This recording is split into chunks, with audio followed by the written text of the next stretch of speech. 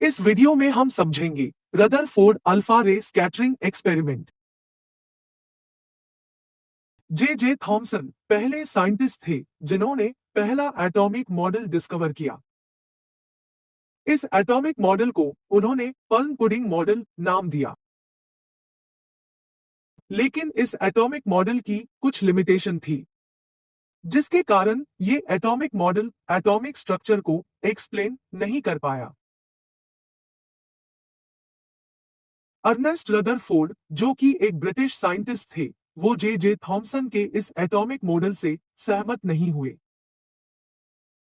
जिसके बाद उन्होंने एक एक्सपेरिमेंट किया। रदरफोर्ड ने इस एक्सपेरिमेंट को अल्फा रे स्कैटरिंग एक्सपेरिमेंट नाम दिया और इस एक्सपेरिमेंट की मदद से एटॉमिक स्ट्रक्चर को एक्सप्लेन किया।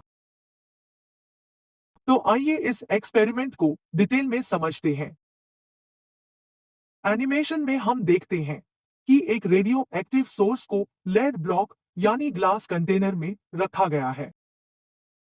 इस रेडियो एक्टिव सोर्स से अल्फा पार्टिकल्स एमिट होते हैं।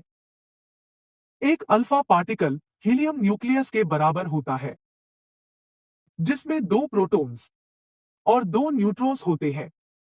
इसका मतलब एक अल्फा पार्टिकल में 4 यूनिट मास और 2 यूनिट पॉजिटिव चार्ज होता है। रेडियो एक्टिव सोर्स के आगे एक थिन गोल्ड फॉयल को रखा गया है, जिसकी थिकनेस लगभग 210 नैनोमीटर है। इस गोल्ड फॉयल के चारों तरफ जिंक सल्फाइड की स्क्रीन लगाई गई है, जिसकी मदद से अल्फा पार्टिकल्स को डिटेक्ट किया जा सकता है।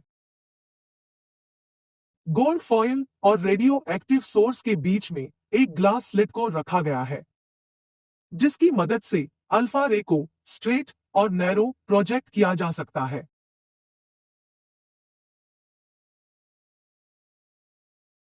एनिमेशन में हम देखते हैं कि जब अल्फा रे को लेड ब्लॉक से प्रोजेक्ट किया जाता है, तब अल्फा रे स्लिट से पास होते हुए गोल्ड फॉयल पे फॉल करती है।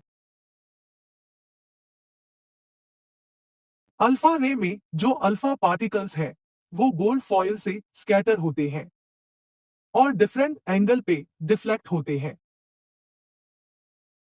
ये alpha particles zinc sulphide screen पर एक ब्राइट फ्लैश लाइट प्रोड्यूस करते हैं, जिसकी मदद से अल्फा पार्टिकल को डिटेक्ट किया जा सकता है।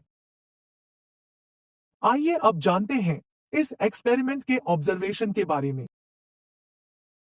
ऑब्जर्वेशन ऑफ रदरफोर्ड्स अल्फा रे स्कैटरिंग एक्सपेरिमेंट। फर्स्ट ऑब्जर्वेशन, ज्यादातर अल्फा पार्टिकल बिना डिफ्लेक्शन के स्ट्रेट पास हो गए। Most of the fast-moving alpha particles passed straight through the gold foil. Second observation, कुछ अल्फा पार्टिकल्स बहुत स्मॉल एंगल पे डिफ्लेक्ट हुए। Some of the alpha particles were deflected by the foil by small angle.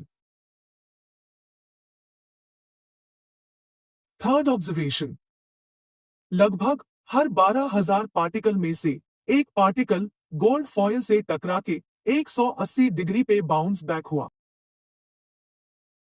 Surprisingly, 1 out of every 12,000 particles appeared to rebound.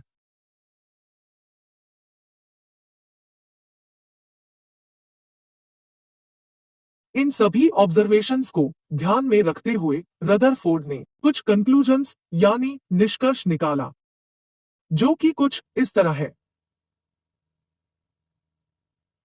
ज्यादातर alpha particles बिना deflection के ही gold foil से पास हो गए, जिससे ये पता चलता है कि एटम का ज्यादातर हिस्सा एम्प्टी स्पेस होता है।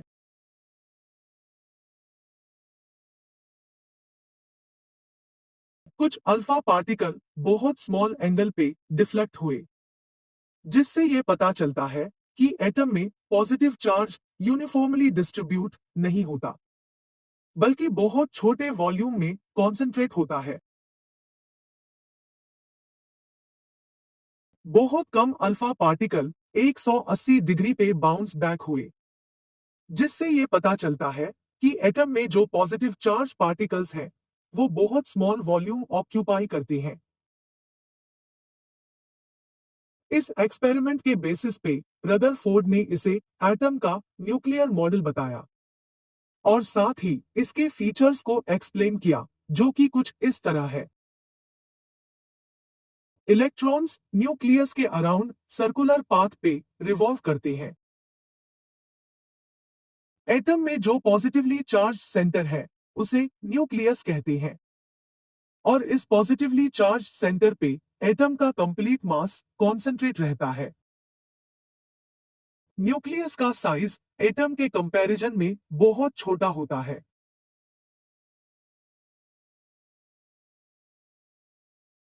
Thanks for watching.